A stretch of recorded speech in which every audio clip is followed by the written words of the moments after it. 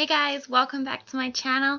Today I'm going to be showing you this speed drawing video for Violetta, which is the second place prize for my giveaway, which so many of you have already entered. I'm so excited. If you haven't entered, please go enter. I'm going to link the video of it down below, and that'll have all the information. So if you haven't entered, go enter because you can win this picture that I'm drawing right now.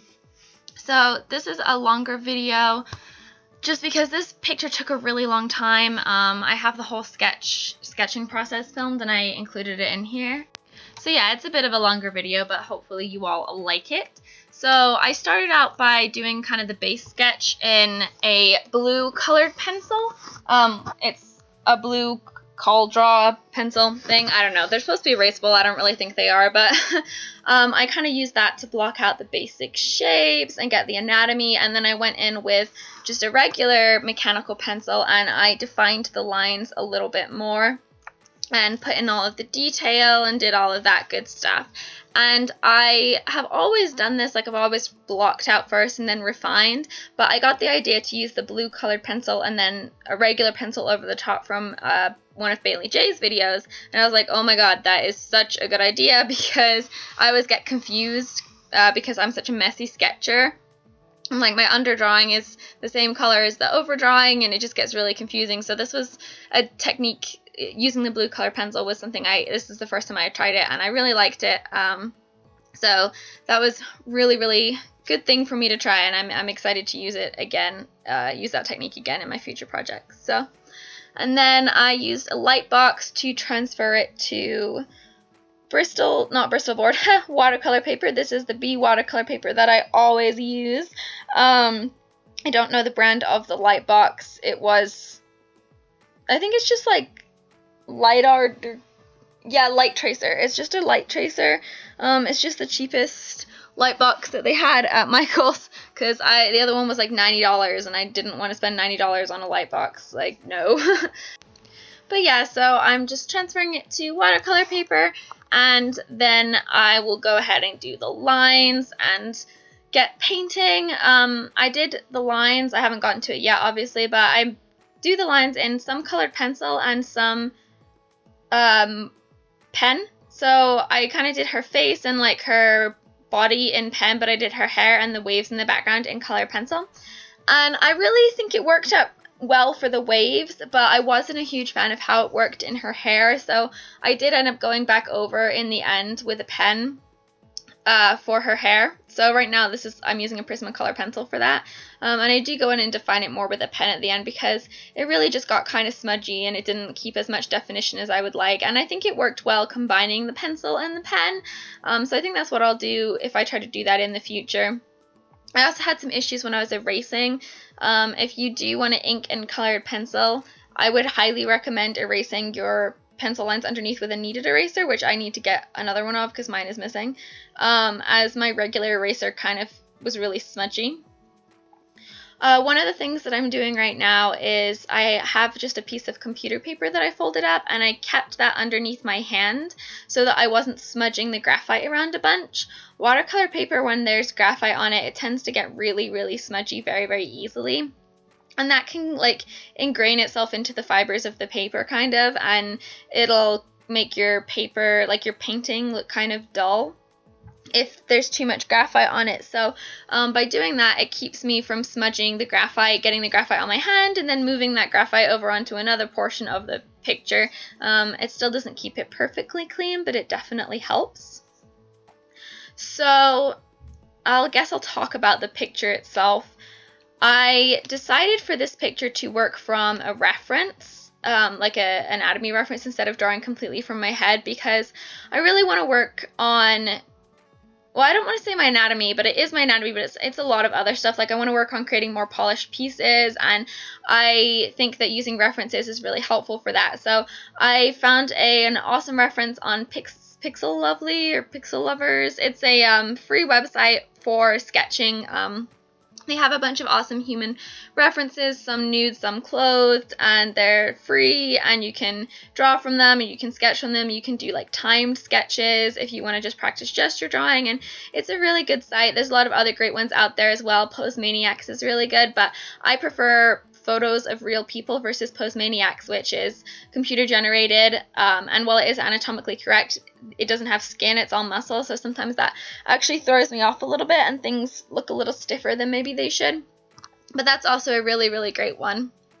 I'm just going to interrupt for a second just to say what I just did was I used a Resist. It's by Winsor and Newton, and it's a masking fluid, and I obviously didn't show the drying process. It takes a while to dry, but I just kind of splattered it over there, and I also painted it in the waves. And what will happen is, it's kind of like when you put if you put Elmer's glue on, you know, stuff won't stick to it.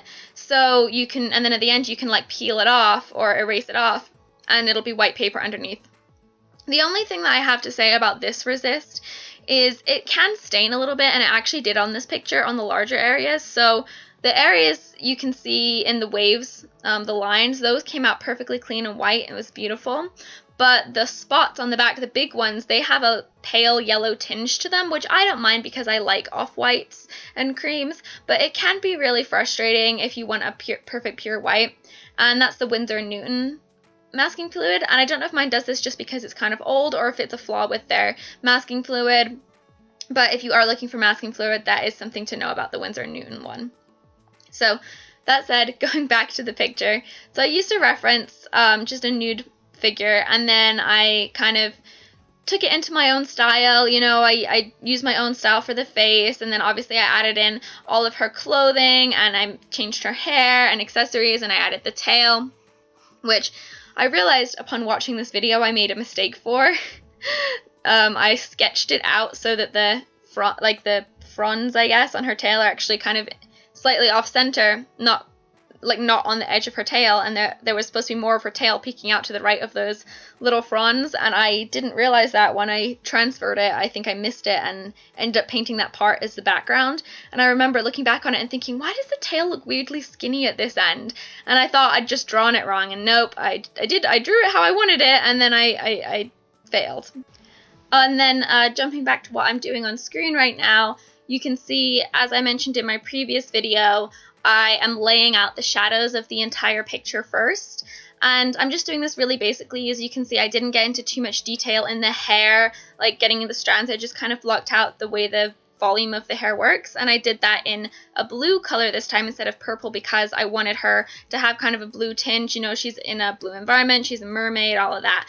But again, it really, really helps. And then I just go over with my watercolor, and I'm using my skin tone, and I lay it down and then I blot it so that it's quite light, and I use that as the lightest color for my skin tone. And it does, as you can see, the blue shading does show through when I do this, and it just creates a really good jumping off point. So yeah, when I was kind of starting this picture and sketching it and conceptualizing it, I wasn't really sure what I wanted to do. I kind of started by looking at all those references and trying to figure out a pose that I liked. And once I found a pose that really kind of spoke to me, I kind of decided to work off that pose and figure out how, what seemed to work best with that pose. And I came up with the idea of a mermaid, and I very rarely draw mermaids. I've never really been a mermaid drawer, I guess. If I was going to draw a magical creature, it was always a fairy, because I'm big into the fairies. Well, I was. But I just thought it'd be really fun to draw a mermaid, their tails are cool and they always have such long pretty hair, and so I decided to go for it, and I'm really glad I did. I'm really happy with how this picture turned out, and it was just really fun to do something a little bit out of the box for me, and I wanted to make it just a little more finished than some of the pieces that I've been doing recently, and have it work unified as a whole, as an entire illustration. So that's why I kind of added in more of a detailed background than I usually do as well. I chose to be, for the waves, I was kind of inspired by Japanese prints and the way they tend to draw waves, and I wanted to create it very stylistic. I didn't want it to be realistic as far as the waves went.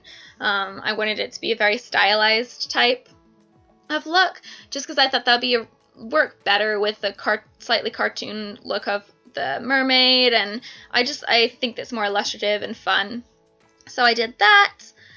And yeah, as far as colors go, I was trying to use colors that I don't use very often, but I feel like I always use purples and blues and pinks. So I think my next picture I'm really going to try to challenge myself to use more reds and greens. But I knew I wanted her to have purple hair, and I needed a color that went well with it, and so I just decided to go with like a tealy blue and purple color scheme. So, but you know what?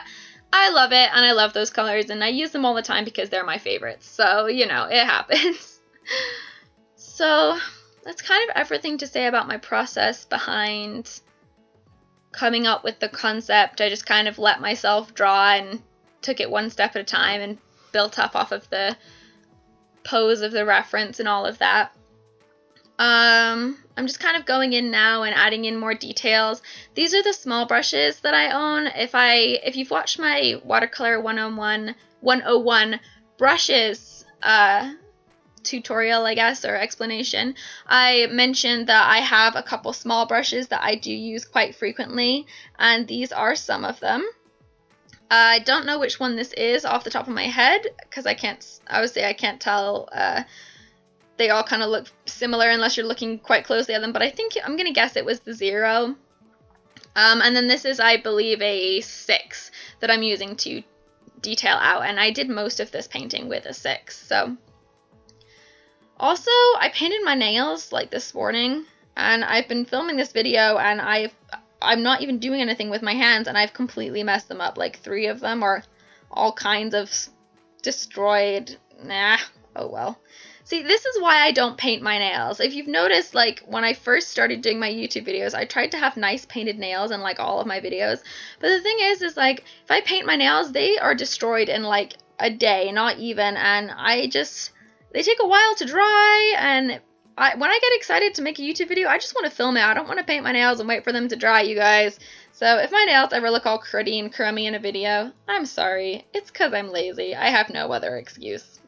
Oh man, there's, let's see, not too much else to say. I'm doing this with my Schminke Watercolors, as per usual. And as you can see, I always have a little cloth. It's like a scrunched up paper towel in my left hand, or my non-dominant hand. And you can see I constantly I use that to pick up paint off the paper, but I also constantly dab my brush on it so that I don't have too much paint on my brush, and I use that to really control the amount of paint that I have on my brush. I also use it if I have to pick up paint, like, so if I put a bunch of paint down and it's wet, I'll dry my brush off on that paper towel really quickly, and then I can use the brush to pick up some paint on that paper. And these are all techniques that I'll go into once I get to the technique portion of my Watercolor 101 videos, but I'll go into more depth in them then, but that's kind of a quick overview of how I do it. And yeah, just detailing the hair, adding more shadows, all of that good stuff. Well, I've kind of run out of stuff to say, so I guess I will answer a couple questions that I saw in my that I've seen in my comments recently. So my 1,000 subscriber video had a couple questions. So the first is directed towards Vicky Stone, and I said art bugs, like ladybugs, not art thugs, although, you know, we're pretty cool, so, yeah. And the second question I saw was, someone asked if I would do, like, if I had any examples of my earlier artwork, and let's see, it was Logan Graba I'm sorry if I pronounced that wrong, asked if I had examples of my earlier artwork from when I was younger. And I do have examples of my artwork from when I was younger. I actually have, so I don't have easy access to examples of art from when I was really young. So like when I was drawing, you know, like circles with sticks sticking out of them for, you know, arms and legs. But I do have a lot of examples of artwork from high school and early college. And they're pretty, and even some from middle school, and those are pretty embarrassing. So if you want, I can kind of show you some of those. A lot of it is digital work that I still have. I do think I have some traditional work, but it's not up here with me. It's actually down with my parents. But I could look through it I think I may be going down to visit them soonish. Although the thing is that my mom is moving right now. She just got back from England, where she's been gone for like 6 weeks, and then she's moving this weekend. So everything is kind of in boxes. So I'm not really sure, but I'll definitely see what I can find for you all if you'd be interested in seeing some of my old embarrassing artwork, because it's really embarrassing. So yeah. So quick little note, the two things that you just saw me doing, the first was, it's actually an iridescent medium. So when I was painting from that little white jar, that's an iridescent medium, and I was adding it to the background and to kind of her tail and stuff because it makes it all shiny and sparkly. And actually right now I'm adding gold to her tail as well, gold metallic paint. So this is actually a really fun picture because it's very metallic in real life. And then after that, you saw me using an eraser to peel off the resist as I finished with the painting portion of it for the most part. So, and you can see it's all nice and white underneath, and it's really fun. So also in my Watercolor 101 brushes video, Shayna Hicks, I'm so sorry if I pronounce you guys' names wrong. I am just terrible at that. But asked if I was going to be doing any simple paint along with me videos. And yes, I am. In the Watercolor 101 series, I'm going to be showing you techniques, and then I'm going to be showing you an entire painting, and I'm going to walk you through step by step on that painting and just kind of explain how I'm putting that techniques into process and stuff like that. However, if you all would like, I could also just do a simple kind of draw with me video, maybe with Copic, so it's not too redundant, and have that be a little bit more basic, but kind of telling you more about my process and kind of a tutorial, but kind of not of a tutorial. I don't know. It just kind of be about my process of creating art, not just technique-wise, but also like this is how I am coming up with what to draw with, and this is how I start my sketching, and you know, that kind of stuff. So let me know if you'd be interested in seeing that as well as my watercolor stuff. I'd be happy to do it. Well, I don't have much else to say. It's a pretty gloomy day here, and I am excited to get this up, and then I'm going to go out and look for some jobs because the restaurant that I work at, I don't know if I said this, but it actually closed down, so I need to go find me another job. Although I have been using the past week of mostly unemployment because I do have a second job that's just a couple hours a week. It's like 10 hours a week. But I've been using all the free time that I have because I also finished school for the semester to make so many things, and I'm so excited, and I want to tell you guys all the things I'm making, but I'm trying to wait. But so yeah, I get to go do that today, which will be exciting. Not really. I hate applying for jobs. It is the worst.